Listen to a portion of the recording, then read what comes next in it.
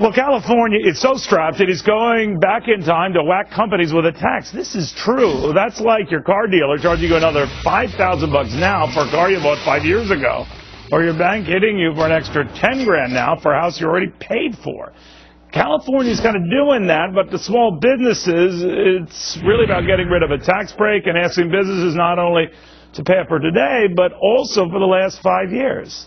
Tax expert Mattie Duppler and California small business owner Craig Huey on whether this is retroactive and whether it's the kind of thing that catches on. It clearly is retroactive. The question is it going to catch on? Well, two things to point out here, Neil. One is that this wasn't any kind of malfeasance on small business owners' part, right? This was just coherent tax law. I could see if they hadn't paid their taxes, there was an amnesty period. Right, you know, but this was just a court ruling that overturned this tax credit that was in the law. But instead of just moving forward now with that new law in place, the California state government decided to go back and try and reach and grab these taxes from business owners who had no idea that they would even have this liability. So that's the first problem. The second problem is you're absolutely right. Is this the new trend in state taxes? Are we going to be seeing these cash-strapped states like California? Maybe New York will pick up on this. Other states that have big spending problems, are they going to try and not only bleed taxpayers in that fiscal year, but from before that as well? It's a huge concern. Craig, it's a concern, period, right? I mean, because if other governments get a cue from this, watch out. Well, California is a trendsetter, Neil. Yeah, you're right. You know, as a small business, as a small business owner, my other friends who are small business owners, we've been hit with $5,000 to over $100,000 in the fourth quarter of last year by a retroactive tax. You know, that's jobs, that's investment, that's marketing money. It's a downer on Christmas is what it was.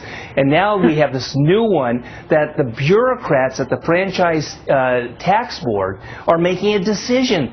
It's politicians that are out of control, and California is the worst.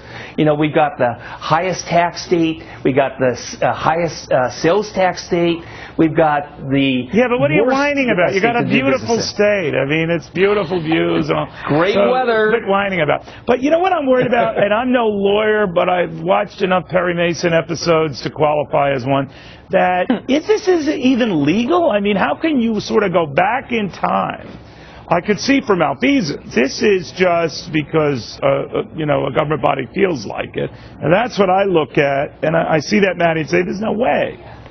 Well, the really interesting thing here, too, right, is it's not the first time California has done this. Both Governor Schwarzenegger and Governor Brown have actually signed into law retroactive tax hikes, and that's how we arrived at California having the highest top rate in the country. So I'm actually kind of surprised you could even find a business owner who's left in California. They're fleeing by the millions because of this onerous tax burden, and this only complicates things more. It's one thing to head into your fiscal year planning knowing what your tax levy is going to be. It's a whole other thing to go into the year and have absolutely no idea where you're going to end when tax season comes around. That's a brilliant point, because if I'm a businessman or woman, Craig, I'm looking at this and saying, your commitment to me, California, or whoever concocts this, isn't worth what the piece of paper it's on, because you're just going to break that promise.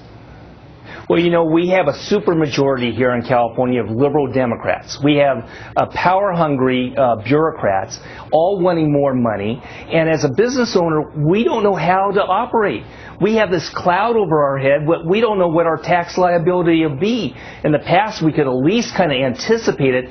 Now we worry, is there going to be a surprise? So this is unethical. It's immoral. It's the wrong way of trying to create jobs and create a business that's going to grow. And that's why 5.5 companies every single week leave California. Well, guys, thank you both very much. We'll see, but whoa, dangerous precedent.